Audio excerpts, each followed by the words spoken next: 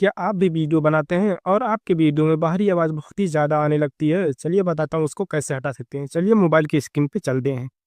सबसे पहले आप अपने वीडियो को ऑडियो में कन्वर्ट कर लेंगे। ऑडियो में कन्वर्ट करने के बाद में आपको यहाँ पे चले जाना है गूगल में। गूगल में जाने के बाद में आपको सर्च करना है adobe speech enhancer.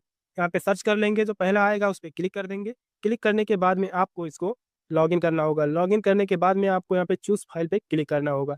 Choose file पे क्लिक करेंगे, उसके बाद यहाँ पे फाइल का ऑप्शन आएगा, उस पे क्लिक करेंगे। अपने ऑडियो को यहाँ पे सिलेक्ट कर लेना है।